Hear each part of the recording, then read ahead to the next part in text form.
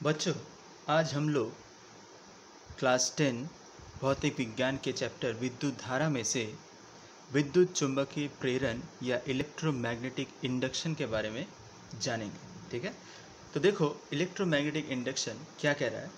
सबसे पहले इसके बारे में बताया था फैराडे ने सन 1831 को 1831 ईस्वी में फैराडे ने सबसे पहले बताया था। और ये कहा था कि यदि किसी चुंबक तथा तार की बनी एक बंद कुंडली के बीच की दूरी को शीघ्रता से बदला जाए तो कुंडली में एक क्षणिक विद्युत धारा प्रवाहित होती है। यानी उस फैराडे ने क्या कहा था कि यदि कोई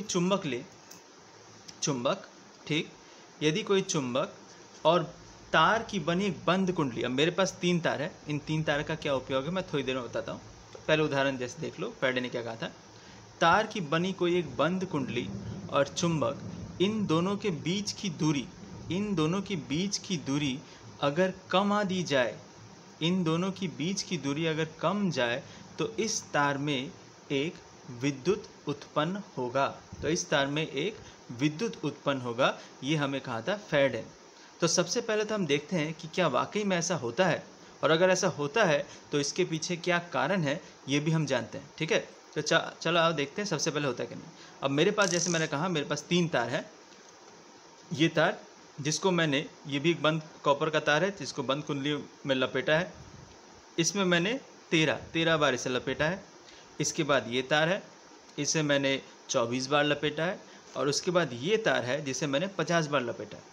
तो अब देखते हैं कि इन कुंडलियों की संख्या अगर बढ़ा दे तो विद्युत में क्या परिवर्तन होता है। तो सबसे पहले देखते हैं कि क्या विद्युत उत्पन्न होता है कि नहीं। इसके लिए हमें चाहिए एक मल्टीमीटर।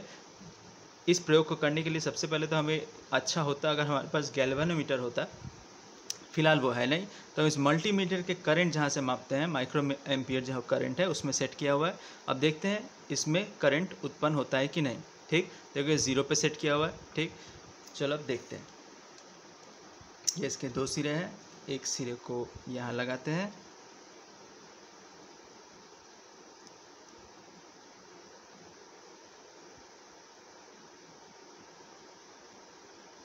मैं यहाँ से पकड़ लेता हूँ और एक सिरे को, दूसरा सिरा ये, ठीक है, इसको ऐसे लपेट देते हैं।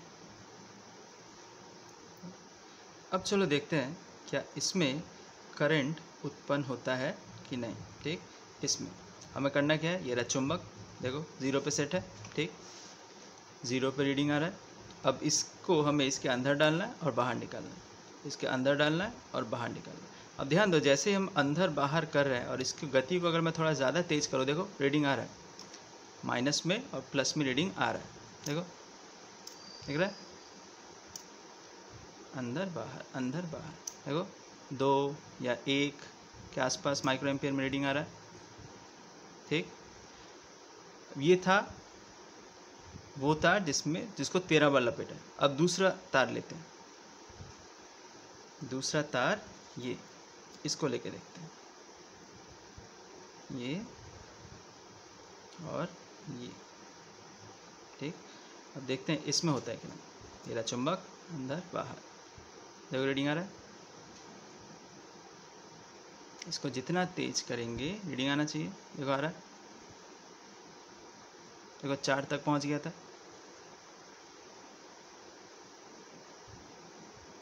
देखो 28 तक पहुंच गया था।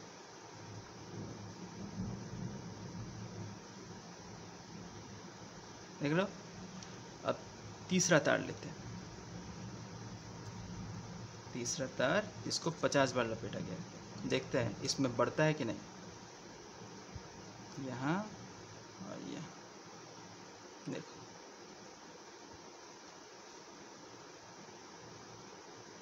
देखो 39, 48, 47, 50, देख रहा है।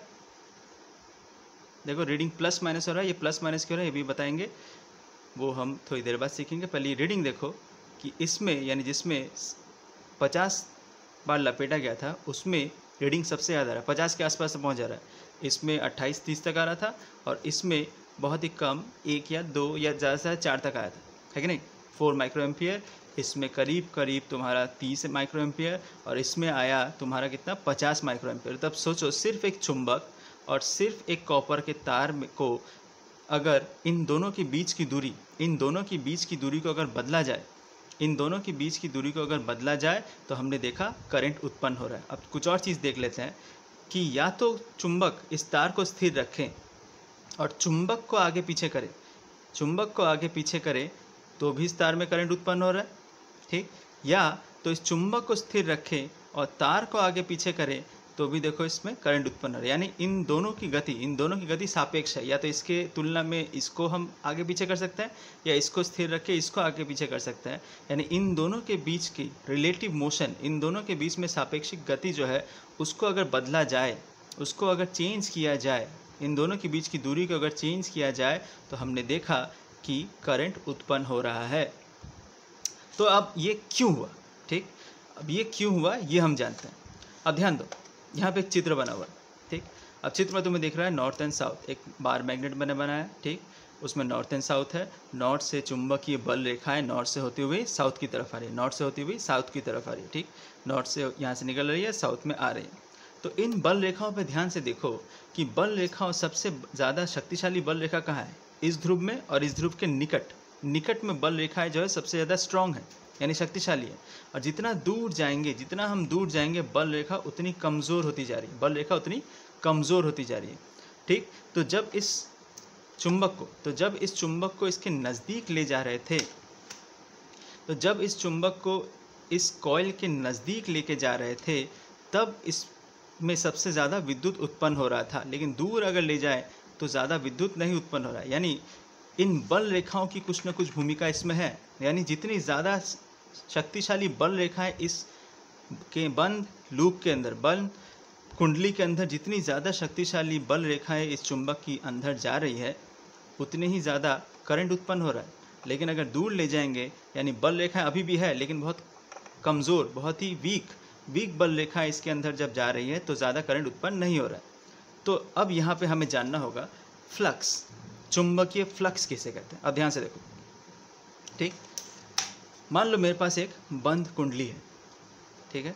अब इसको मान लो ये एक बंद छल्ला है, ठीक, और बाहर बारिश हो रही है, मान लो ऊपर से बारिश हो रही है, बहुत तेज़ बारिश हो रही है, ठीक। अगर मुझे ये देखना है, अगर मुझे ये जानना है कि इसके अंदर, सिर्फ इस रिंग के अंदर से कितनी बारिश की बूंदें जा रही हैं, तो इसी के साथ तुम तुलना कर सकते हो फ्लक्स की। यानी अब मान लो यहाँ बहुत सारी ये जो बारिश की बूंदें हैं इसकी तुलना करो तुम चुंबकीय बल रेखाओं के साथ। ये जो बल रेखा है, मान लो ये बल रेखा है, इसके अंदर घुसने की कोशिश कर रही है, तो इस रिंग के अंदर कितनी बल रेखाएं घुस रही है, यानी एक एरिया, एक क्षेत्रफल के अंदर, इस रिंग का जो क्षेत्र, उस क्षेत्रफल के अंदर कितनी बल रेखाएं जा रही है। जितनी ज़्यादा बल रेखाएं जाएंगी इसका फ्लक्स, चुंबकीय फ्लक्स उतना ही शक्तिशाली होगा, उतना ही मजबूत होगा। तो ये जो बल रेखाएं इसके अंदर से जा रही है, इस क्षेत्रफल के अंदर से, इसी प्रक्रिया को हम लोग बोलते हैं, कितनी बल रेखा इस क्षेत्रफल के अंदर से जा रही है उसी को हम लोग बोलते हैं चुंबकीय फ्लक्स, ठीक है। तो इस जब अवस्था में है, यानी हमारा तार जब इस अवस्था में है, तब ध्यान दो अगर ऊपर से बारिश हो रही है तो इस अवस्था में सबसे ज़्यादा बारिश की बूंदें इसके अंदर आती है। दूसरा ये कि इस तार में से ये जो चुंबकीय फ्लक्स है, या जो चुंबकीय फ्लक्स की जो शक्ति है, ये सबसे ज़्यादा कैसे हो सकती है, कब, अगर मैं इस तार का और क्षेत्रफल बढ़ा दूं, यानी क्षेत्रफल बढ़ने से इसके फ्लक्स की मात्रा भी बढ़ जाएगी, यानी क्षेत्रफल जितना बढ़ाएंगे उतनी ज़्यादा बारिश की बूंदें जाएंगी। अब इसकी तुलना अगर यहाँ करें कि क्षेत्रफल बढ़ाए तो उतनी ज़्यादा चुंबकीय क्षेत्र, यानी चुंबकीय बल रेखाएं इसके अंदर जाएंगी, एक ये कंडीशन है। और दूसरा कि बारिश की बूंदों की गति अगर बढ़ जाए, यानी बहुत तेज़ी से बारिश की बूंदें हो रही है, ठीक, यानी बारिश की बूंदों की तेज़ी, अगर शक्ति अगर बहुत ज़्यादा है तो भी इसके अंदर का फ्लक्स क्या होगा, बढ़ जाएगा। यानी अगर हम इसके साथ तुलना करें, यानी बहुत शक्तिशाली चुंबक अगर हमने लिया है तो उसकी बल रेखाएं बहुत ज़्यादा होंगी, तो उसकी बल, जितनी ज़्यादा शक्तिशाली बल रेखाएं होंगी उतनी ज़्यादा इसके अंदर से जाएंगी, यानी उस क्षेत्र, उस कंडीशन में भी हमारा फ्लक्स जो होगा बहुत ज़्यादा होगा। यानी ये जो हम उदाहरण कर रहे थे, इसमें इसका क्षेत्रफल जितना बढ़ा दें, यानी इसके नंबर ऑफ टर्न्स, यानी अगर ये 50 था, 50 जैसे हमने पहले उदाहरण करके भी देखा, जब मैंने 13 ये जो पतला वाला तार लिया था जिसमें 13 बार लपेटा गया है, इसमें जितना करंट उत्पन्न हुआ ये 23 बार या 20 बार जो तार लपेटा उसमें उससे ज़्यादा हुआ और इसमें सबसे ज़्यादा हुआ। यानी जितने नंबर ऑफ टर्न्स, कुंडली की संख्या जितनी बढ़ाएंगे उतना ही ज़्यादा क्या हुआ था, करंट मिला था। ठीक, फ्लक्स की मात्रा कैसे बढ़ेगी, जितना एरिया, इसका एरिया जितना बढ़ाएंगे और जितनी ज़्यादा शक्तिशाली चुंबक का इस्तेमाल करके चुंबकीय बल रेखाएं जितनी ज़्यादा जाएंगी, फ्लक्स की मात्रा भी उतनी बढ़ेगी। तो यहाँ पे हो क्या रहा है, यहाँ पे हो रहा है फ्लक्स में परिवर्तन। जब देखो, जब दूर है तब ज़्यादा चुंबक की बल रेखा इसके अंदर नहीं जा रही, लेकिन जब पास है, जब इसके अंदर चली जा रही है, तब देखो बहुत ज़्यादा चुंबकीय बल रेखा इसके अंदर जा रही है। तो एक क्षण में बहुत कम, एक क्षण में बहुत ज़्यादा, एक क्षण में बहुत कम और एक क्षण में बहुत ज़्यादा, एक क्षण में कम, एक क्षण में ज़्यादा। तो ये जो अंतर हो रहा है, ये जो बल रेखाओं का, यानी ये जो फ्लक्स का जो अंतर हो रहा है, इसी फ्लक्स के अंतर के कारण ही इस तार में एक क्या उत्पन्न हो रहा है, इसमें विद्युत उत्पन्न हो रहा है। तो अगर विद्युत उत्पन्न हो रहा है तो जाहिर सी बात है इसके अंदर एक विद्युत वाहक बल भी उत्पन्न होना चाहिए। तब ध्यान दो, ये जो विद्युत उत्पन्न हो रहा है, ये जो इस तार में विद्युत उत्पन्न हो रहा है, किस लिए, चुंबक और इस तार की जो गति है उसको हम बदल रहे हैं। ठीक, उसको बदलने से जो विद्युत उत्पन्न हो रहा है उसे कहा जाता है प्रेरित विद्युत या इंड्यूस्ड करंट। क्या कहा जाता है, प्रेरित विद्युत या इंड्यूस्ड करंट। अब ये प्रेरित विद्युत अगर उत्पन्न हो रहा है तो एक बल भी लगना चाहिए, ठीक, जिसके वजह से प्रेरित विद्युत उत्पन्न हो रहा है। तो उस बल को क्या कहते हैं, प्रेरित विद्युत वाहक बल या इंड्यूस्ड इलेक्ट्रोमैग्नेटिक EMF।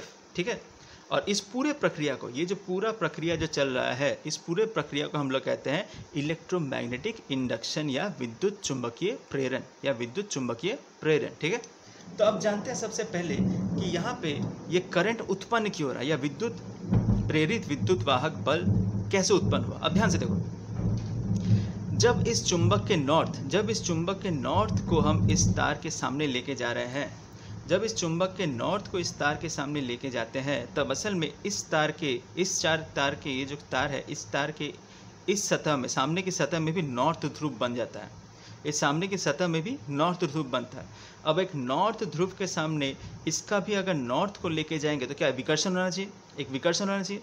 तो विकर्षण होना चाहिए, यानी मुझे ये पीछे की तरफ धकेलना चाहिए, लेकिन उसके बावजूद भी अगर इसको अंदर ले जाएंगे तो उस विकर्षण के विरुद्ध मुझे कुछ कार्य करना होगा।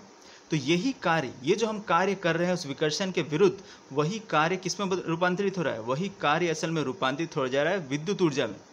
क्लियर, समझ में आया, वही कार्य रूपांतरित हो जा रहा है किसमें, विद्युत ऊर्जा में।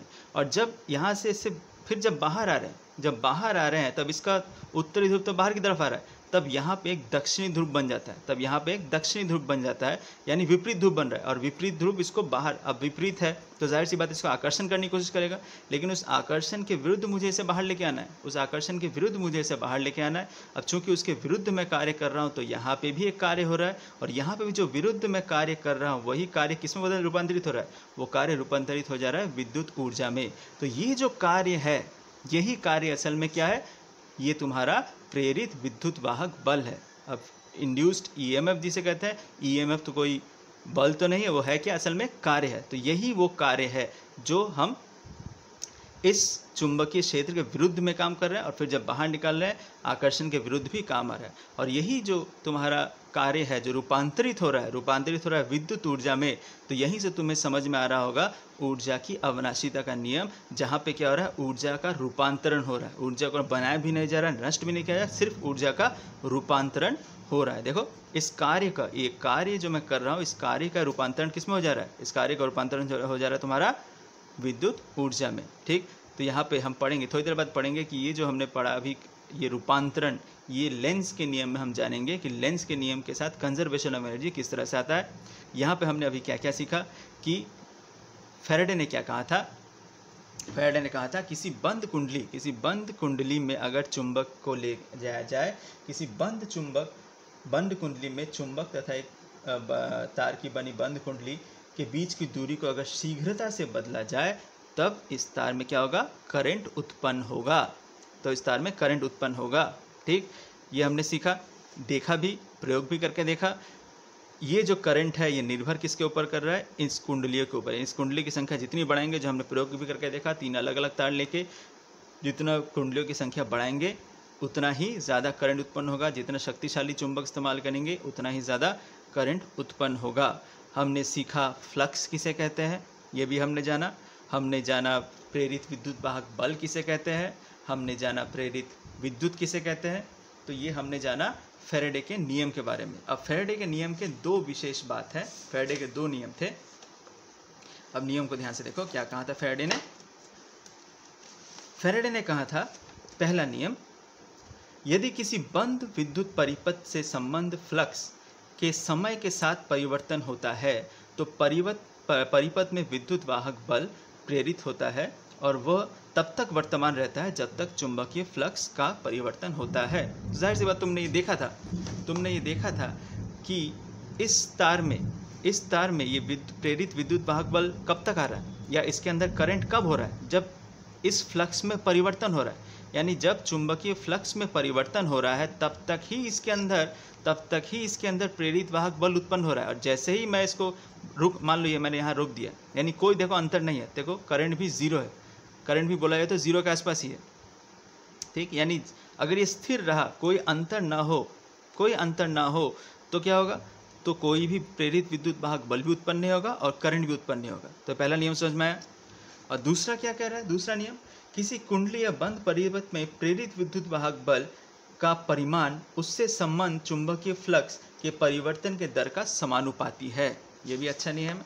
यहाँ पे क्या बोला गया कि ये जो प्रेरित विद्युत वाहक बल जो इसके अंदर उत्पन्न हो रहा है, ठीक, और ये जो फ्लक्स में अंतर, ये चुंबकीय फ्लक्स में जो अंतर हो रहा है, ये दोनों समानुपाती, यानी जितना ज़्यादा अंतर होगा उतना ही ज़्यादा प्रेरित विद्युत वाहक बल उत्पन्न होगा और उसी से ही उतना ही ज़्यादा करंट भी उत्पन्न होगा।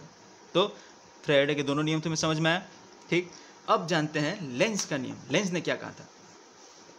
तो लेंस के नियम जानने से पहले एक और चीज़ जान लेते हैं। ये जो हम बार बार पढ़ रहे हैं फ्लक्स के बारे में, फ्लक्स है क्या, फ्लक्स का हमने देख भी लिया, फ्लक्स किसे कहते हैं। और फ्लक्स का जो फॉर्मूला है ये तुम्हें जानने की ज़रूरत नहीं है, तुम क्लास 11 में जानोगे। बस सिर्फ इतना जान लो कि फ्लक्स जो जिसे चिन्हित करते हैं हम लोग फाई लेटर से, ये है फाई, और ये होता है तुम्हारा B/A।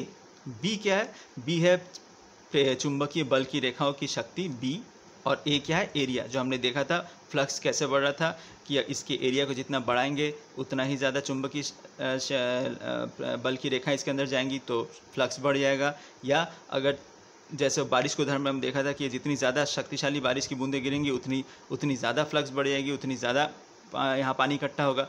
यानी यहाँ पे जो हमने देखा कि जितना चुंबकीय बल की रेखाएँ इसकी शक्ति, चुंबकीय शक्ति इतनी बढ़ाएंगे इतनी ज़्यादा बल की रेखा जाएंगी।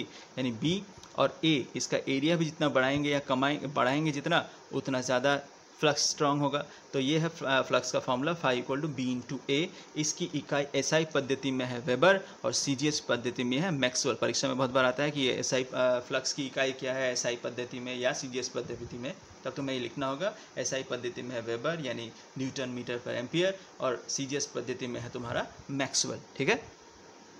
तो ये तो गया इलेक्ट्रोमैग्नेटिक इंडक्शन या फैराडे के नियम। अब जो है लेंस का नियम। लेंस क्या कह रहा है, देखो लेंस का नियम अभी जब हम रीडिंग ले रहे थे, तुम ख्याल करो, जब रीडिंग ले रहे थे तो देखो ख्याल करो, एक बार रीडिंग प्लस में आता है और एक बार माइनस में आता है कि नहीं। तो ऐसा क्यों हो रहा है, अब हो इसीलिए रहा है कि जब, ध्यान से देखो, मान लो ये वो लूप है, ठीक, और ये मेरा मीटर है, ठीक, ये मेरा मीटर है। तो जैसे इस लूप के अंदर मैं मैग्नेट को आगे पीछे कर रहा हूँ तो क्या हो रहा है, करंट उत्पन्न हो रहा है। तो एक समय जब करंट मैग्नेट को सामने ले जा रहा हूँ तो करंट की दिशा होती है ये ऐसे हो जाती है, और जब मैग्नेट को पीछे ले जा रहा हूँ तब करंट की दिशा ठीक इसको उल्टी हो जाती है, यानी इस दिशा में। यानी एक बार जब सामने ले जाएंगे तो इस दिशा में करंट जाएगा, और जब पीछे ले जाएंगे तो इस दिशा में करंट जाएगा। जो हमने यहाँ पर भी देखा, जब हम आगे पीछे कर रहे हैं तो देखो रीडिंग भी प्लस माइनस में आ रही है।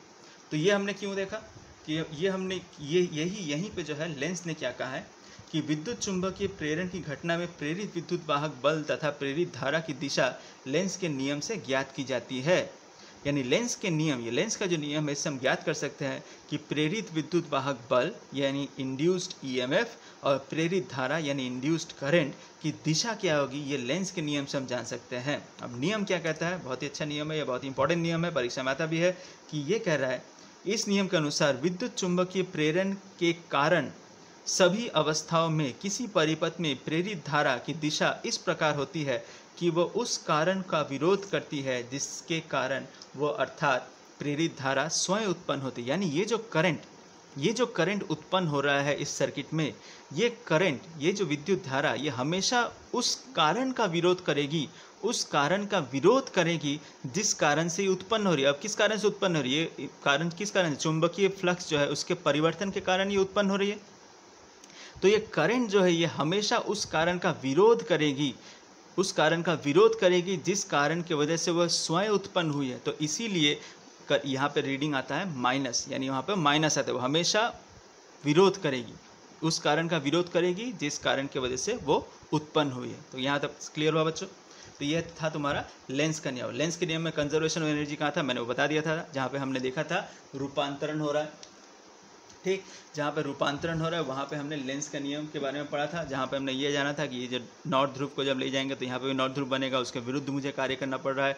जब बाहर खींचेंगे तो यहाँ, जब नॉर्थ को बाहर खींचेंगे यहाँ दक्षिण साउथ पोल बनेगा, उस तो आकर्षण के विरुद्ध, ये विरुद्ध कार्य कर रहे हैं, तो वहाँ पर मुझे क्या हो रहा है, वही कार्य क्या हो जा रहा है, वही कार्य हो रहा है, रूपांतरण हो रहा है। और कार्य का अगर रूपांतरण होगा तो क्या होगा, वही कार्य किस में बदल जा रहा है, वही कार्य बदल जा रहा है ऊर्जा में, ठीक। तो वही ऊर्जा क्या हो रही है, यांत्रिक कार्य का चुंबक जो है वो विद्युत ऊर्जा, यानी ये जो यांत्रिक कार्य जो था वो किस में बदल जा रहा है, विद्युत ऊर्जा में रूपांतरित हो जा रहा है। तो यहाँ पे हमने क्या देखा, ऊर्जा के अविनाशिता का नियम यानी ऊर्जा कंजर्वेशन ऑफ एनर्जी भी जाना। इसके बाद लास्ट टॉपिक जो है वो है डीसी करंट और एसी करंट, ठीक है। लास्ट जो टॉपिक है वो है बच्चों एसी करंट और डीसी करंट, डिस्ट धारा और प्रत्यावर्ती धारा। बहुत ही आसान है, इसके बारे में अगर डिटेल में जानना होगा तो क्लास 11 में हम लोग अच्छे से जानेंगे। अभी फिलहाल इसका टॉपिक बहुत ही छोटा है, तो हमारे क्लास में जो हमें जानना वो ये है कि डायरेक्ट धारा या डिस्ट करंट किसे कहते हैं। ये क्लास 8 में भी तुमने थोड़ा बहुत मेरे ख्याल से जाना था। तो डिस्ट धारा क्या है, डिस्ट धारा की दिशा समय के साथ नहीं बदलती। ऐसी धारा, यदि ऐसी धारा का मान समय के साथ नहीं बदलता तो उसे स्थायी डिस्ट धारा कहते हैं। यदि समय के साथ धारा का मान बदलता है तो उसे परिवर्ती डिस्ट धारा कहते हैं। तो डिस्ट धारा क्या है, ऐसी धारा जिसका दिशा समय के साथ, यानी जो एक ही दिशा में जाती रहती है, जो समय के साथ, जिसका मान क्या होता है, समय के साथ नहीं बदलता, जो एक ही दिशा में जाती रहती है, जो एक ही दिशा में जाती रहती है, जिसका मान समय के साथ जो है नहीं बदलता, जो एक ही दिशा में जाती रहती है, उसी को हम लोग क्या कहते हैं, उसी को हम लोग कहते हैं डिस्ट धारा या डायरेक्ट करंट, ठीक। अब डायरेक्ट करंट के भी दो भाग हैं, एक है स्थायी डिस्ट धारा और एक है परिवर्ती डिस्ट धारा। अब स्थायी किसे कहेंगे, ऐसी डिस्ट धारा जिसका समय के साथ मान नहीं बदलता है। मान, दिशा तो बदलती नहीं है, अगर मान भी ना बदले तो उसे हम कहेंगे स्थायी डिस्ट धारा, और अगर मान बदल जाए तब उसे कहेंगे हम परिवर्ती डिस्ट धारा, ठीक। तो किसी भी सेल, कोई भी सेल, जैसे हमने बैटरी, एक सिंगल बैटरी को हम लोग सेल कहते हैं, उसको अगर जोड़े तो वो बैटरी कहलाती है। तो किसी भी विद्युत कोष में से जो हमें जो आउटपुट मिल रहा है, वोल्टेज आउटपुट मिल रहा है, वो असल में डीसी मिलता है। वो क्या मिलता है, डीसी, यानी डिस्ट धारा मिलती है।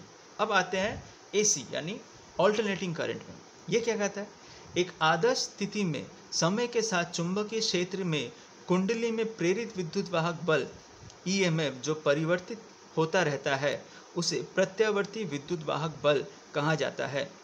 अब ध्यान से देखो, ये अब मान लो इसके अंदर जैसे हमने देखा वो जब हम चुंबक आगे पीछे कर रहे तो इसके अंदर प्रेरित विद्युत वाहक बल उत्पन्न हो रहा था। तो अब वो बारिश वाला उदाहरण दोबारा से लो कि मान लो यहाँ से बहुत ज़्यादा बारिश पड़ रही है, यानी वो चुंबकीय बल की रेखाएं बहुत ज़्यादा आ रही है। तो इस अवस्था में देखो सबसे ज़्यादा फ्लक्स होना चाहिए, लेकिन अगर इसे मैं घुमा दूँ यानी ऐसे करूँ तो इस अवस्था में क्या होना चाहिए, एक भी बारिश की बूंदें इसके अंदर से नहीं जा रही, यानी इस अवस्था में फ्लक्स 0 हो जाना चाहिए। अब जैसे ही मैं इसको हटाऊंगा, जैसे ही मैं थोड़ा सा इसको घुमाऊं, तो देखो क्या हो रहा है, तब उसमें 0 था, और जैसे ही मैंने थोड़ा सा घुमाया, जीरो के बाद देखो प्लस हो या माइनस हो जो भी है कुछ ना कुछ तो आया। यानी इस अवस्था में भले ही मेरा फ्लक्स जीरो है, इस अवस्था में भले ही मेरा फ्लक्स जीरो है, लेकिन ये जो इस अवस्था में, ये थोड़ा सा ऐसे मैंने हटाया, इस अवस्था में जो अंतर हुआ वो अंतर बहुत ज़्यादा है, वो अंतर ज़्यादा है। यानी यहाँ पे जो है फ्लक्स में अंतर बहुत ज़्यादा हुआ है कि नहीं। ये क्या हुआ, फ्लक्स में अंतर ज़्यादा हुआ। अब अंतर ज़्यादा हुआ तो क्या होगा, ज़्यादा क्या मिलेगा, ज़्यादा हमें प्रेरित विद्युत वाहक बल मिलेगा। हालांकि इस अवस्था में जो है, मान लो यहाँ पे मैक्सिमम है, यहाँ पे जो है फ्लक्स जो है चुंबकीय फ्लक्स मैक्सिमम है। अगर मैं इसको थोड़ा सा इधर घुमाता हूँ तो क्या कुछ ज़्यादा अंतर पड़ा, नहीं पड़ा। मान लो यहाँ पे अगर उदाहरण के लिए मान लेते हैं यहाँ पे फ्लक्स अगर मान लो 100% है तो थोड़ा सा हिलाने पे क्या होगा 99.9%, तो अंतर क्या हुआ, ज़्यादा हुआ नहीं, ठीक। थोड़ा और घुमाएंगे अंतर ज़्यादा हुआ नहीं। यानी असल में इस अवस्था में जहाँ पे फ्लक्स सबसे ज़्यादा है, लेकिन यहाँ पे जो अंतर है प्रेरित विद्युत वाहक बल, वो जो अंतर चेंज हो रहा है, वो रेट ऑफ चेंज, ठीक, समय के साथ जो परिवर्तन हो रहा है वो असल में यहाँ पे ज़ीरो है इस अवस्था में, ठीक। लेकिन इस अवस्था में जहाँ पे असल में फ्लक्स जीरो है, चुंबकीय फ्लक्स जीरो है, लेकिन इस अवस्था के बाद इस अवस्था में थोड़ा सा भी अगर चेंज करें, देखो जीरो के बाद चाहे कुछ भी आए तो वो अंतर जो हो रहा है वो क्या हो रहा है, वो अंतर थोड़ा ज़्यादा हो रहा है इस अवस्था की तुलना में।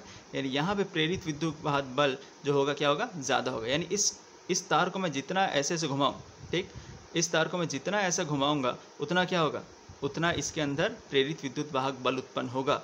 तो ये जो प्रेरित विद्युत वाहक बल कैसे होगा, देखो एक बार यहाँ इस अवस्था में मैक्सिमम आएगा, फिर इस अवस्था में जीरो हो जाएगा, फिर इस अवस्था में नेगेटिव की तरफ जा रहा है, फिर क्या होगा घूम के फिर पॉजिटिव में आएगा, मैक्सिमम होगा, फिर क्या होगा जीरो होगा, फिर धीरे से नेगेटिव होगा, फिर क्या होगा, फिर जीरो होगा, फिर क्या होगा, फिर पॉजिटिव आएगा। यानी इस केस में एसी, यानी एसी के केस में जो विद्युत धारा हमें उत्पन्न होगी वो हमें इस प्रकार की मिलेगी, ठीक। यानी पहले पॉजिटिव, फिर ज़ीरो, फिर नेगेटिव, फिर ज़ीरो, फिर पॉजिटिव, फिर ज़ीरो, फिर नेगेटिव, फिर ज़ीरो। तो ये जो बदल रहा है, देखो यहाँ पे क्या हो रहा है, समय के साथ जो है ये बदल रहा है, ये मान बदल रहा है, समय के साथ मान भी बदल रहा है, समय के साथ क्या हो रहा है, दिशा बदल रहा है, समय के साथ। यानी जिस धारा में समय के साथ दिशा बदल रही है उसे हम कहेंगे प्रत्यावर्ती धारा, यानी ऑल्टरनेटिंग करंट। क्लियर हुआ। तो देखो, अतः किसी परिपथ में प्रवाहित होने वाली वैसी धारा जो कुछ समय तक एक दिशा में रहती है, तथा फिर उतने ही समय तक, यहाँ पे जितने समय तक रही, फिर उतने ही समय तक दूसरे दिशा में रहती है, दूसरी दिशा में प्रवाहित होती है, ऐसी धारा को हम लोग क्या कहते हैं, ऑल्टरनेटिंग करंट या प्रत्यावर्ती धारा। यानी एक एसी मोटर में, या जो अभी हमने उदाहरण देखा, यहाँ पे हमें क्या मिला, यहाँ पे हमने क्या जाना, प्रत्यावर्ती धारा जाना, हमने जाना प्रत्यावर्ती बल यानी इंड्यूस्ड ईएमएफ के बारे में जाना, हमने दृष्ट धारा यानी डायरेक्ट करंट, हमने प्रत्यावर्ती धारा यानी ऑल्टरनेटिंग करंट के बारे में जाना, हमने इंड्यूस्ड ईएमएफ के बारे में जाना, इंड्यूस्ड करंट के बारे में जाना। अब एक और चीज़ हम लोग जान लेते हैं, हमने लेंस के नियम के बारे में जाना, एक और चीज़ हम लोग जान लेते हैं, वो क्या है, वो है एडवांटेज, एसी का एडवांटेज डीसी से। यानी प्रत्यावर्ती धारा क्यों डीसी से ज़्यादा ज़रूरी है या क्यों ज़्यादा महत्व रखता है। तो ध्यान दो, ट्रांसफार्मर, अब ट्रांसफार्मर तुमने देखा होगा, तुम्हारे मोहल्ले के आसपास या कहीं ना कहीं देखा होगा, बड़े बड़े मशीन ट्रांसफार्मर लगाए रहते हैं, ट्रांसफार्मर रहते हैं। अब एसी की सुविधा ये है कि एसी की शक्ति को हम बढ़ा या कमा सकते हैं, किसकी मदद से, ट्रांसफार्मर। यानी एक जगह से दूसरी जगह, मान लो एक गांव से दूसरे जगह, मान लो तुम्हारे घर से 2 किलोमीटर दूर एक और गांव है जहां पे तुम्हें विद्युत भेजना है, तो तुम्हारे घर से तुमने भेजना शुरू किया, तारों के ज़रिए जब वो विद्युत जा रही है तो ऊष्मा उत्पन्न हो रही है, तुमने वो जूल्स इफेक्ट, हीटिंग इफेक्ट में पढ़ा होगा, तो होगा क्या, विद्युत की मात्रा थोड़ी कम जाएगी, कुछ दूर जाने के बाद विद्युत की मात्रा धीरे धीरे कमती जाएगी। तो कुछ एक निर्दिष्ट दूरी पर हमें अगर ट्रांसफार्मर लगा दे तो उस ट्रांसफार्मर की मदद से हम वो प्रेरित विद्युत वाहक बल जो है ईएमएफ को हम बढ़ा सकते हैं। अगर ईएमएफ को हम बढ़ा दे तो उस ट्रांसफार्मर से फिर थोड़ी दूरी तक हम उस विद्युत को बिना परिवर्तन के और दूर तक भेज पाएंगे। तो ये हम आसानी से कर सकते हैं एसी में, डीसी में ऐसा हम नहीं कर सकते। यानी दूर दूर तक भेजने के लिए एसी करंट को हम आसानी से ट्रांसफार्मर की मदद से भेज सकते हैं। दूसरा, हमारे घर में जितने भी प्रत्यावर्ती धारा संबंधित मोटर या अन्य परिधान अप्लायंसेस विद्युत या यांत्रिक रूप में सुगम, यानी जितने भी घर में मैक्सिमम जो उपकरण हम लोग इस्तेमाल करते हैं वो सारे के सारे एसी में ज़्यादा आसानी से काम करते हैं बनस्पन की डीसी के। प्रत्यावर्ती धारा के परिमाण को संधारित, अब ध्यान दो, जितने भी प्रत्यय यानी एसी करंट जो है, एसी करंट को हम लोग नियंत्रित कर सकते हैं कैपेसिटर की मदद से। ठीक, कैपेसिटर या इंडक्टर की मदद से हम लोग उसको नियंत्रित या कम कर सकते हैं। लेकिन डीसी में हम लोग ऐसा नहीं कर सकते। एसी के अगर कोई भी एसी जो है प्रतिवर्ती धारा यानी करंट के मान को अगर हमें कमाना है या उसे नियंत्रण करना है तो हम लोग कैपेसिटर या इंडक्टर का इस्तेमाल कर सकते हैं। और कैपेसिटर और इंडक्टर में हम देखेंगे कि वो अगर उसमें क्या होता है, ऊष्मा का लॉस यानी हीट लॉस, वो ज़्यादा गर्म नहीं होता, इसी की वजह से वहाँ पे हीट लॉस यानी ऊर्जा का नाश, ऊर्जा जो है उसका लॉस जो है वो कम होता है। लेकिन अगर डीसी सर्किट में अगर हम बात करें, डीसी सर्किट में हम कैपेसिटर और इंडक्टर अगर लगाएंगे तो वो काम नहीं करेगा। ठीक, डीसी करंट में कैपेसिटर और इंडक्टर काम नहीं करेगा, वहाँ पे हमें क्या लगाना, रेजिस्टेंस। और अगर प्रतिरोध या रेजिस्टेंस लगाएंगे तो वो रेजिस्टेंस धीरे धीरे बहुत जल्दी गर्म हो जाएगा, और जितना गर्म होगा उतना क्या होगा, उतना ऊर्जा क्षय हो रहा है, उतना ऊर्जा लॉस हो रहा है। तो ये एक कारण है, ये कुछ कारण है जिसकी वजह से हम एसी का इस्तेमाल ज़्यादा करते हैं डीसी के मुकाबले। आया बच्चों, समझ में आया?